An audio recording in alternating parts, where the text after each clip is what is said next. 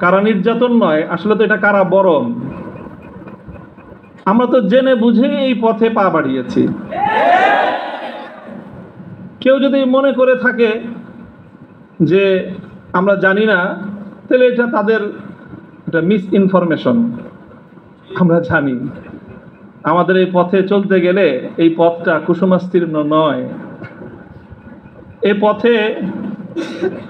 পথে লাল গালিচা থাকে, কখনো কখনো প্রতীকী অর্থে লাল গালিচা থাকে, তবে সেই লাল গালিচার লালিমাটা যতটা না গালিচার রং দিয়ে লাল হয়, তার চেয়ে বেশি লাল হয় ভাইয়ের শাহাদাতের রক্তের মাধ্যমে। শাহাদাতের রক্তের নজরানা দিয়েই আমরা সেই পথে ইনশাআল্লাহ পৌঁছবো, যে পথে শাপলা চত্বরের ভাইয়েরা শাহাদাতের রক্ত দিয়েছেন, যে পথে আমার হাটহাজারীর সন্তানেরা শাহাদাতের রক্ত দিয়েছেন, যে পথে আমার বিবাড়িয়ার ব্রাহ্মণ শহীদ বাড়িয়ার বীর শহীদানেরা যে পথে আত্মত্যাগ স্বীকার করেছেন, আমরা তাদের সে পথকে ভুলব না।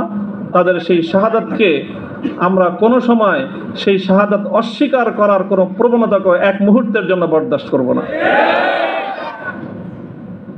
শহীদ হয়েছে আমার ভাই, সরি বলেন। বাংলায় না বলতে চান দুঃখিত, দুঃখিত যদি বলতে না চান আপনাদের প্রিয় ভাষা ইংলিশেই বলেন, তবে কি বলেন? সরি বলেন। সে রক্তকে অস্বীকার করার চেষ্টা করবেন না।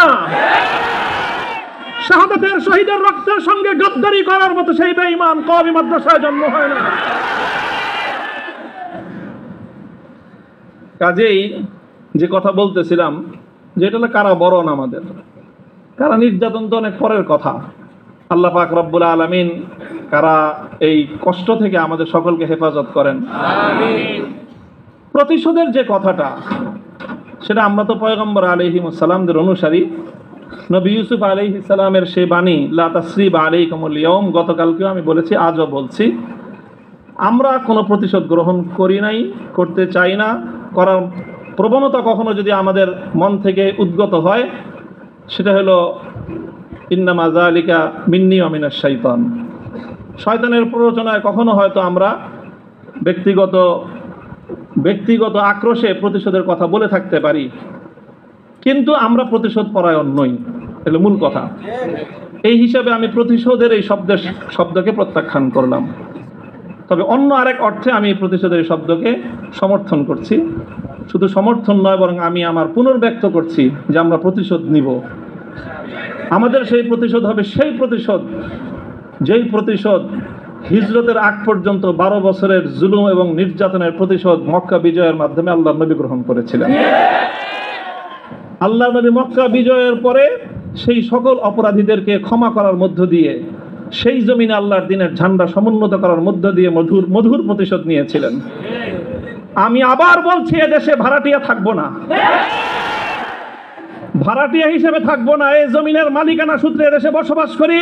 এই জমিনকে আল্লাহর জন্য মুক্ত করেই ছাড়বো ইনশাআল্লাহ। আল্লাহর দ্বীনের বিজয়, সেটাই হবে আমাদের পরম প্রতিশোধ। এবং যারা আমাদেরকে শত্রু ভেবে আমাদেরকে নিঃশেষ করার চেষ্টা করেছে, অপমান করার চেষ্টা করেছে, আমরা তাদেরকে সম্মানিত করে প্রতিশোধ নিব। আমরা তাদেরকে আদর্শের সোনালী পথে বরণ করে নেওয়ার মধ্য দিয়েই আমরা ইনশাআল্লাহ আমাদের আদর্শের বিজয়ের প্রতিশোধ গ্রহণ করব। আল্লাহ রাব্বুল আলামিন আমাদেরকে সে তৌফিক দান করুন। আমিন।